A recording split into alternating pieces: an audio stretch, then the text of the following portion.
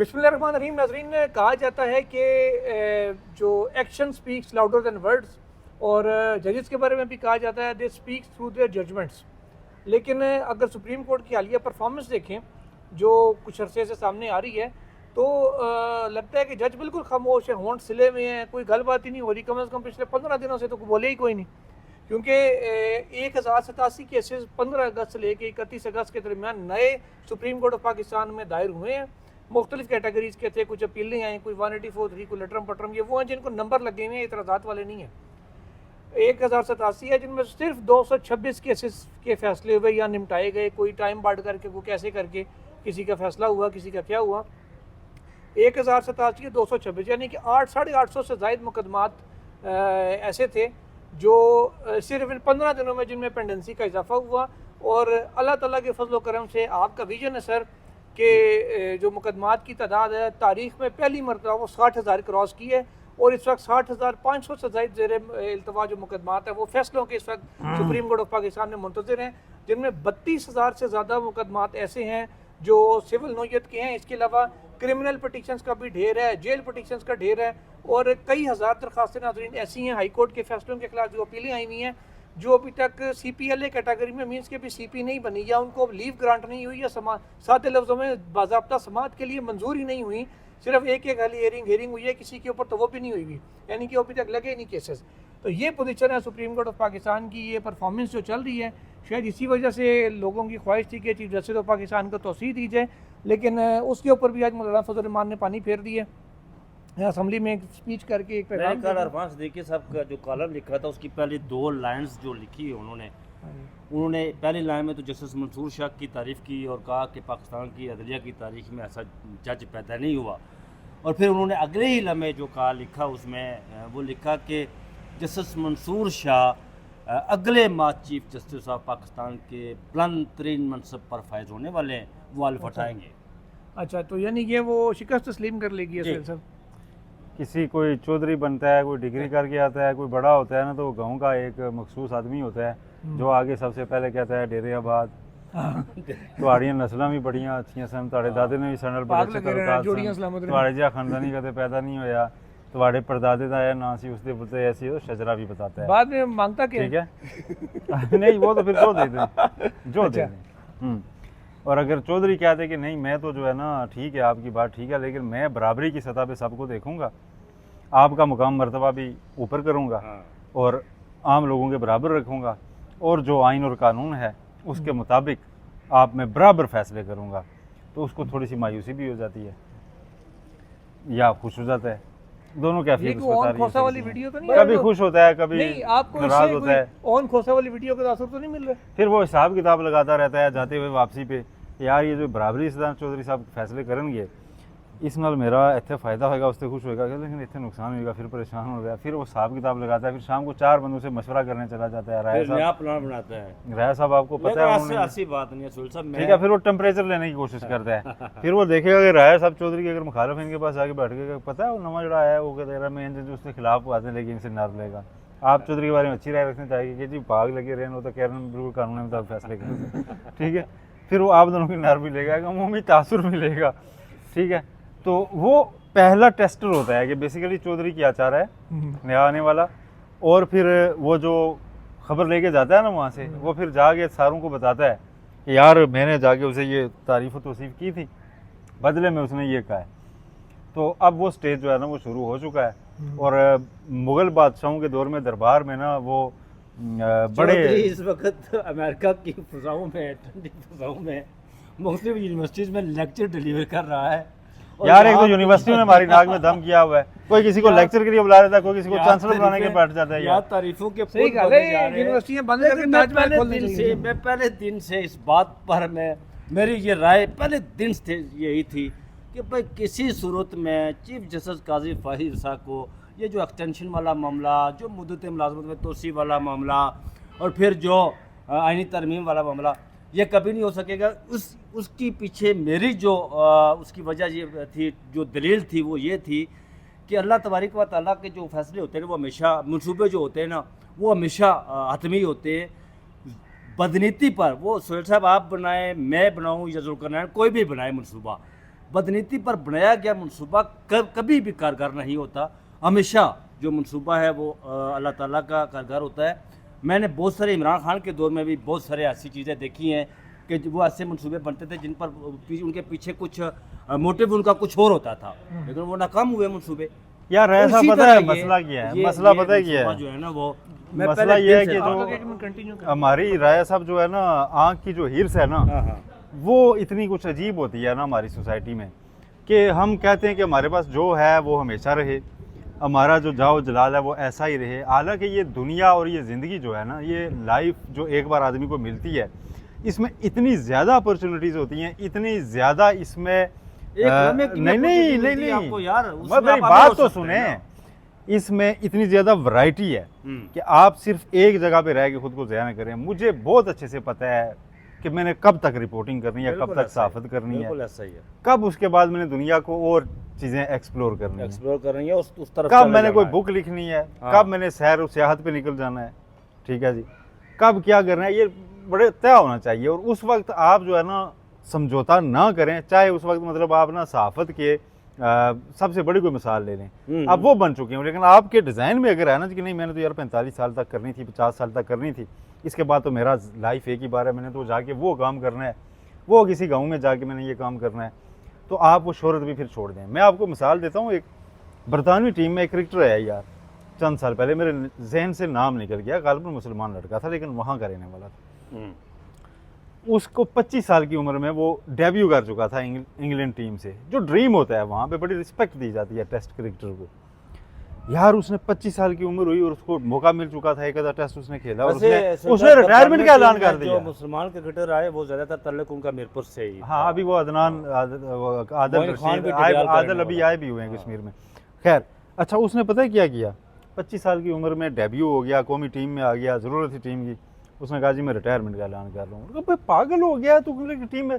उसने कहा जी मैं ठीक है आ गया हूँ, मेरे जहन में था कि मैंने 25 साल तक क्रिकेट खेलनी है, अभी मैंने जाके ना LLB करना है, लॉ करना है, और मैंने एक लायर का प्रोफेशन चूज़ करना है, दैट्स इट। उसने कहा मैं चाहे गली में खेल रहा होता, चाहे कौमी टीम में खेल रहा होता, 25 साल मेरी याद थी।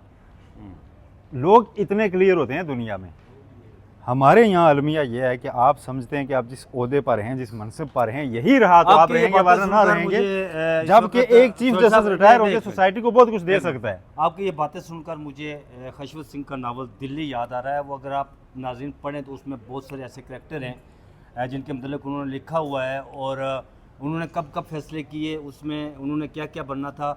उसमें खशवत सिंह ने जो मुग़ल बादशाह है उनका भी उसमें जिक्र है, उसमें ख़ास करैक्टर का जिक्र है।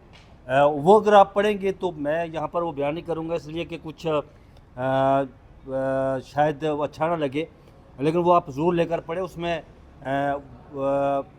उन कुछ नौजवान लोग थे जो कुछ पीक पर जाकर, जिस तरह सुहेल साहब ने बताया कि वो छोड़कर चले गए, उस तरह उन्होंने भी छोड़कर वो चले गए थे।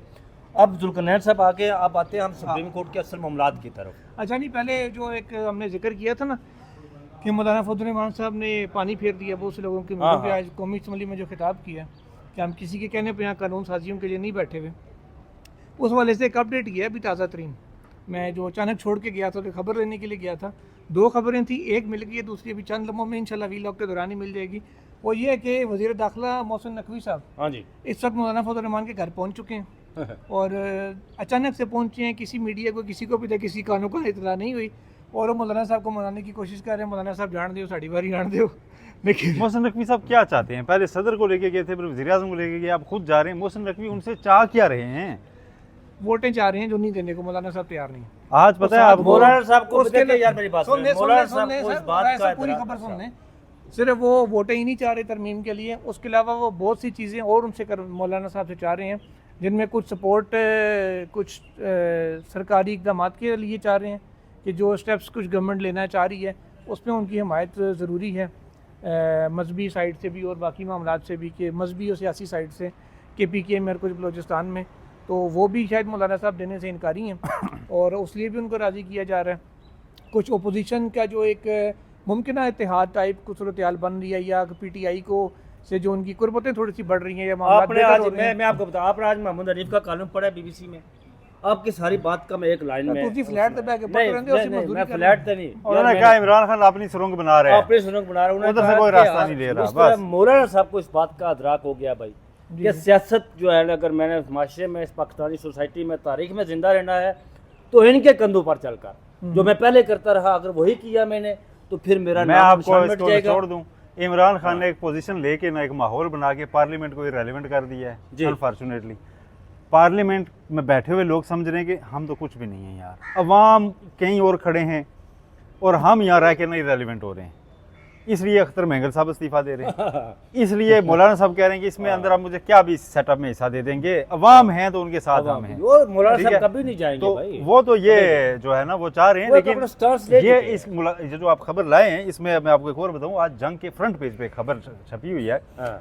कि ये जो कौमी असम्बली का सेशन है जो बिला वजह प्रोलॉन्ग किया जा रहा है, इसके पीछे ये है कि इसको गैर मुअय्यना मुद्दत तक मुलतवी नहीं करना। उससे Joint पहले session भी अगले पहले हफ्ते ले गए हैं। हम्म, वही सब उससे तो पहले पहले हुकूमती साइड से अदलिया से मुतल्लिक तमाम तरामीम खुद हुकूमत लाएगी, उसके लिए सारी लॉबिंग हो रही है, उसी लिए भागदौड़ हो रही है कि आप जनाब नंबर किसी तरह पूरे करें, कुछ करें। उसके बाद फिर स्पीकर के इलेक्शन कमीशन से राब्तों के ऊपर शक पैदा हुआ है पीटीआई को कि स्पीकर इलेक्शन कमीशन से राब्ते में है हाँ। और इलेक्शन कमीशन देख के कि किस टाइम हमने नोटिफाई करना है, उन्होंने दोबारा सीटें देनी है जिस टाइम नंबर पूरा हुआ और अचानक ये तरमीम होगी, ठीक है, तो उसके लिए ये नंबर सारा पूरा हो रहा है। अब स्पीकर ने उसे तरदीद और किया कि फिर मेरा कोई ये राब्ता नहीं है, कोई तरमीम खत होगी नहीं तो लिखा। फिर इसी सुप्रीम कोर्ट में आएगी मेरे भाई।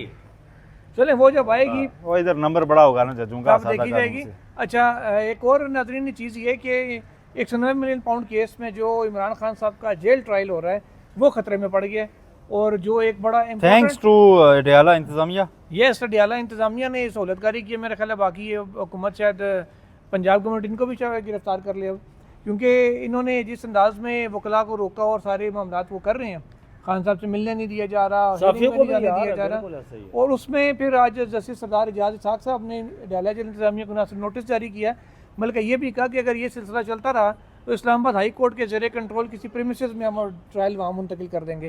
सुहेल साहब ज़रा इसके ऊपर लब कुछ ही फरमाएं, फिर राजा साहब से लेते हैं। फिर इसके ऊपर जी एक तो ये इस्लामाबाद हाई कोर्ट में बार बार ये ओपन ट्रायल के लिए दरखास्तें पहले उधर से आती रही पीटीआई की, अच्छा उस बार ओपन ट्रायल डिक्लेयर हुआ, साइफर का ट्रायल दोबारा नए सिरे से शुरू कराया गया, उसके बाद बाद में ये हुआ कि साफ़ी आए कि जी हमें नहीं जाने दे रहे, अदालत ने कहा जाने दें, फिर साकिब बशीर तौहीन अदालत की दरखास्त लेकर गए, फिर उन्होंने कहा जी कि जाने दें। अब आज साकिब बशीर साहब ने जाना था, पता नहीं वो गए हैं या नहीं उनसे पता करते हैं, ठीक है। अब बार बार जब इस्लामाबाद हाई कोर्ट में आ रहे हैं और जिस तरह की अंदर से वो मैनेजमेंट हो रही है अडयाला में, तो अब इस्लामाबाद हाई कोर्ट ने उन्हें कहा जी कि आप अगर नहीं, आप बहुत ही खुद को ताकतवर समझते हैं ना अडयाला वाले, तो हम एक ऑर्डर से आपका ये ट्रायल ना इस्लामाबाद हाई कोर्ट के किसी प्रेमिसेस में मुंतकिल करा देंगे, कोर्ट रूम दे देंगे कि यहाँ पे करें। अडयाला वाले अडयाला वाले मुझे अडयाला से याद आया, नहीं, नहीं, रोका ना, मेरी कौन बात रोकता सुन, है? मेरी बात सुन, मुझे अडयाला से याद आया, मुझे आज एक बंदे स्टूडेंट ने सवाल पूछा, मैं भी तालिब इल्म हूं, उसने पूछा सर ये इनको कौन रोकता है। मैंने कहा यार ये बताओ कि लियाकत अली खान, हुसैन शेख सुरवर्दी, मलिक फिरोज़ खान नून, फातिमा जना, जुल्फ़िकार भुट्टो, बेनज़ीर भुट्टो, नवाज शरीफ, इमरान खान, थोक के हिसाब से बलूचिस्तान से तल्लक रखने वाले जो सियासतदान हैं, 13 मिनट 10 सेकंड इनको गद्दार किसने करार दिया? आपने उसका जवाब जो उसने मुझे दिया ना, मैंने कहा फिर बस जो तूने मुझे सवाल किया ना, इसका यही जवाब तो साढ़े नौ भी जवाब है। ये डेटिंग नहीं कर रही भाई, ये तो बात मैं सही कर रहा हूँ, मैंने किसी का नाम नहीं लिया है और ना कभी, और कल नहीं राय साहब ठीक कह रहे हैं। है हाँ, मैंने सानू किसी पता का कि नाम तेरी गवर्नमेंट करप्ट है, याद है हाँ, इंडिया में वो क्या करता है? रात में क्या कमाल बंदा है यार। तो बहरहाल नाज़रीन ये कुछ इंपॉर्टेंट चीज़ें थी। अब एक और इम्पॉर्टेंट चीज़ है, वो अभी वीलॉग के दौरान कोशिश की थी सामने आ जाए, लेकिन अभी तक आ नहीं सकी कि वो दोस्त हमारे के अंदर ही है। अपडेट जैसी आती है वो इंशाल्लाह आपसे शेयर करेंगे। आज के लिए इतना ही। अपने कमेंट सेक्शन में राय का इज़हार ज़रूर कीजिएगा, और जो लोग रह गए हैं वो अपना शहर ज़रूर बताइएगा। नहीं यार, मैं एक बात तो कल जो मैं बहुत शुक्रिया अदा करता हूँ जी, कल मैं वीलॉग में आया बड़ी एक मुद्दत के बाद, और जिस तरह आपने मोहब्बत का इज़हार किया, मैं समझता हूँ कि ये तो अल्लाह ताला की एक ब्लेसिंग होती है, बंदे पर रहमत होती है सुहेल साहब, जो आपसे कोई मोहब्बत करता है। तो मैं ख़ुद को इस काबिल नहीं समझता, लेकिन आपका बहुत शुक्रिया। इस वजह से आपने कईयों पर रहमत की हुई है वैसे। अल्लाह हाफिज़।